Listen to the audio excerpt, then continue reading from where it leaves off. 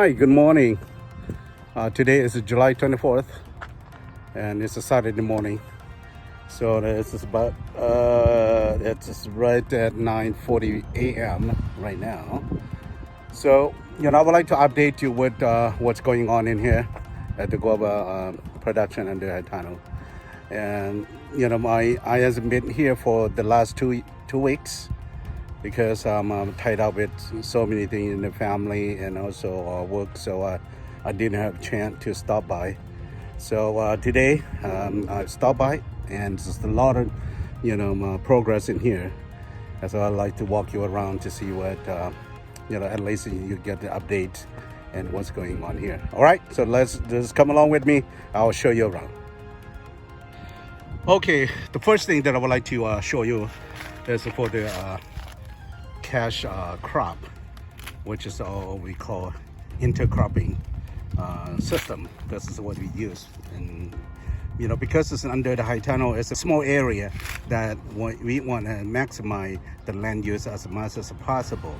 And for this is the first year that we plant the guava trees here, and the guava tree was planted back in mid October and to late October.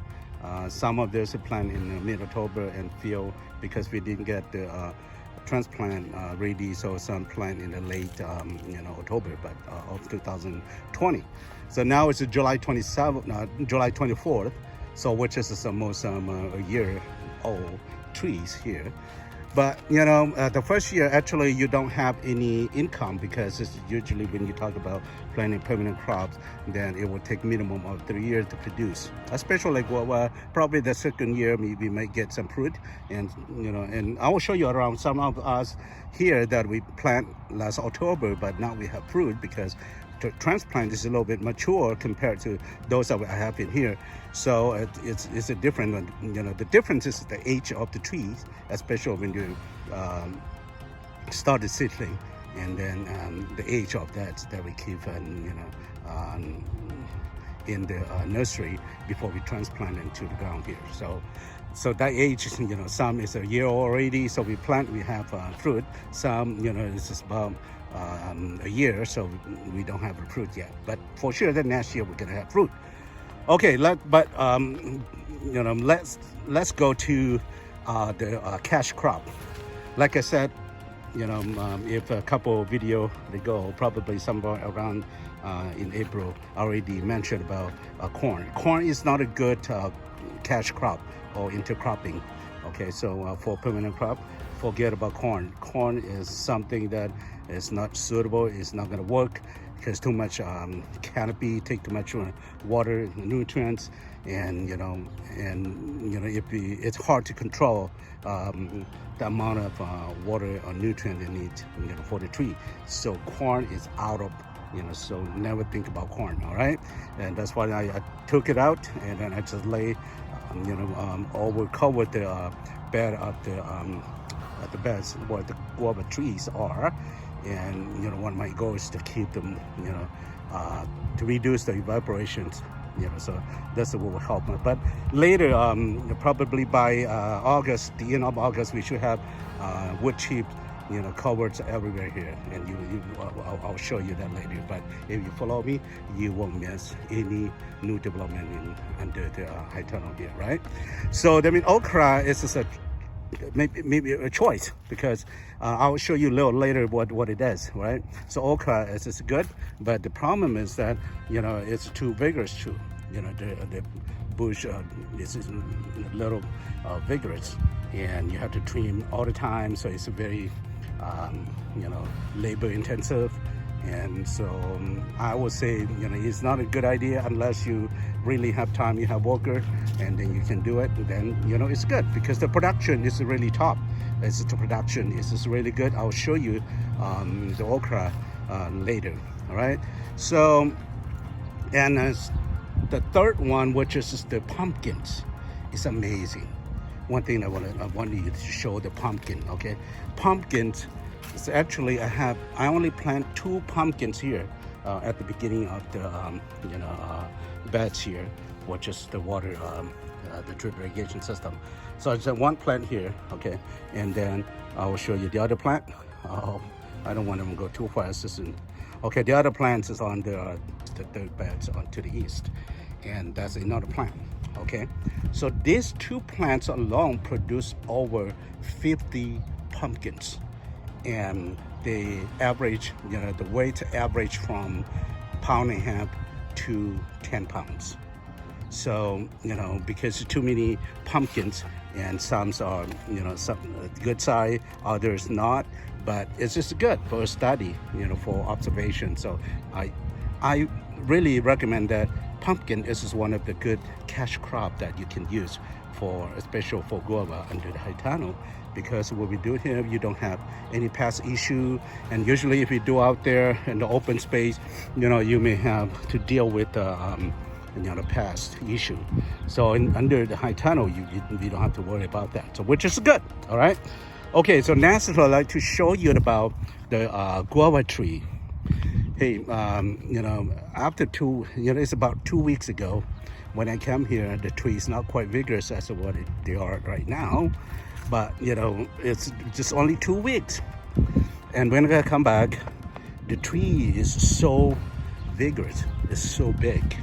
You look at the canopy of this one, it's more than what I wanted. So this one I'm gonna have to trim maybe 50% of the limbs, but I'm not gonna worry about now. I'm gonna wait until maybe another month, because as the time gone by, I gotta look for the good scaffold, and then I'll trim from there. So now I think it's a little bit too early for me to make that decision. So I would say we're gonna wait. But and you look at it, this one is pretty clean on the bottom, and I like it. This one, actually the 3 main scaffold, or it could be the 4th one. This is the little one that leant toward my right here. And this is a really good tree. So this variety is a little bit different. I know there's a different variety, but whatever, when we have fruit, then we'll select from there at this point. And then you have from here down. Let me show you one tree that I'm not very satisfied. I'm not quite very happy, not happy, because this one is a little bit too much of the canopy, little kind of bushy type of, from the bottom and to the middle of the tree. And then I have about 2 main scaffold that I really focus on, the 2 tallest, one on the right and one more toward the east and left toward the east. And those 2 are the 2 main scaffold that I gotta keep. But let's see, maybe, like I said earlier, it's a little bit too early to make that determination. So I'm probably gonna wait until maybe in August, sometime in August, or it could be in September, because by the end of September, this tunnel must be covered with the polyfilms, and then by mid-October should be sealed, and that's just what the goal. So and you look on this side, and this is what we're looking for. The tree, the growth of the trees are so beautiful, and this variety is the variety that I really looking for it. And you see the tree, and this one have 2 main scaffolds, so one to the right, one to the left. Those are tallest, and the other 2 is kind of little angle out to the right, and those may be cut, but this is a tree that we're looking for. And then you come down here, you see this one is a little bushy type of tree too, but I'm gonna need to clean this one a little bit too. All right, so I'm gonna prepare this row of guava tree to fruit in 2022. So hopefully that by June of 2022 we should have fruit out of here, and that's just what will go. And the last one that at the end of here, it's a different variety, because you can tell by the leaf structures. This one is a little bit narrower, and then kind of like on the tip is a little sharp tip leaf type of structure. And then you look at the tip of the grove, it's a really much skinny, narrower leaves, compared to the other one. So, okay, now we're looking at the middle one here. Okay, the middle rows here. Okay, I really like this one too, because when you look at this, it's just about okay, it's about 1, 2, 3, 4, 5, 6 trees toward the end of the irrigation tail here. This is what I'm looking for, and that's all I need. If I can maintain any tree like this, that's all I want.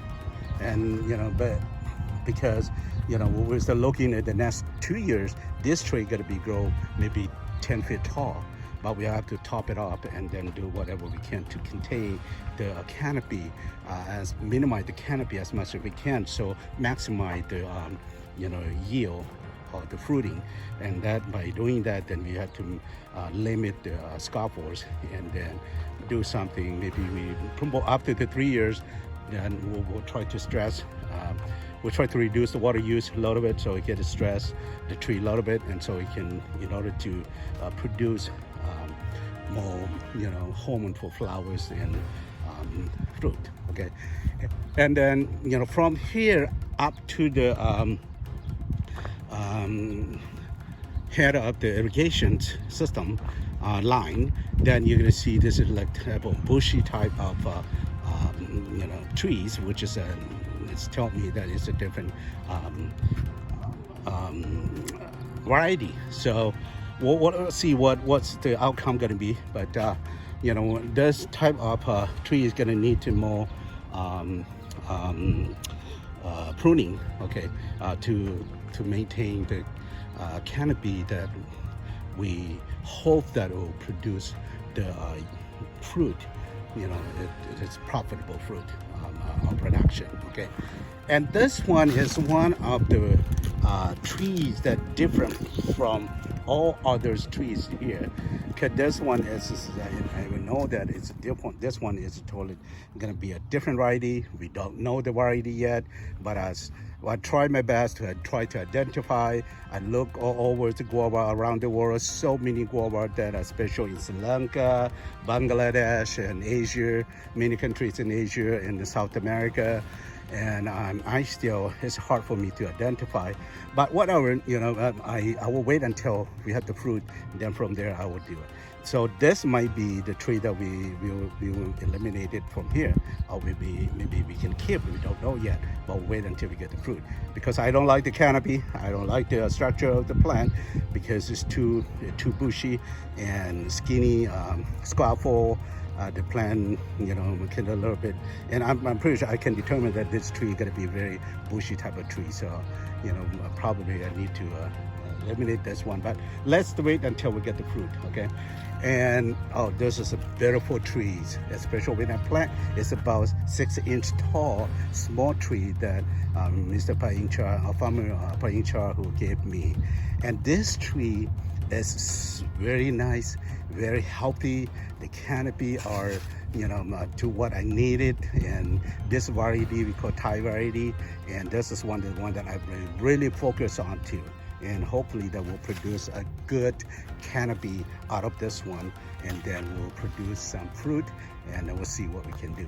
And then also the next one here, this is also Thai variety too, and has only 2 main scaffold, and the third one come up to the bottom, but the 2, that's already one. But this is the thing that we're going to focus on. All right, so it's just very important that when you do something like this, it's kind of very challenge, because you don't know, you deal with a lot of unknowns, and every day you learn something. Keep myself, I keep up with the growth of the tree, and I see every week. But in the last 2 weeks, I missed the opportunity. But anyway, from now on, I'm gonna be here at least twice a week, and to keep track with the growth of the canopy. All right, and this one is another one. So this row is very similar to the farthest west rows, and this type of canopy is just a little bushy here too, but this variety, I know that it's probably either the Taiwan pink or the Mexican pink, and those two. I don't know exactly what's the variety, but that's what I call right now. But as soon as I have the fruit, then I'll be able to do that. So thank you for a lot of the farmers, especially in Sri Lanka, Bangladesh, Thailand, Vietnam, and that it's a commercial production in your country, and I'll be able to gather or tap into those resources that can help me try to develop management for guava under production in the Fresno County in California here. So what I will have this result probably, I would say maybe in the next 2 years, at least by the end of 2022, or it could be 2023. This is the goal. So thank you very much for you to spend your time and watching the video, or follow me today. And I hope that this information will kind of help you if you're interested to farm guava, and this will be some information that you can use, and that you can incorporate it with whatever the information that you have, and then you can build from there, and you'll be able to develop commercial grown guava production in the valley here, which is especially under the high tunnel. So thank you very much for your time, and I will see you next time.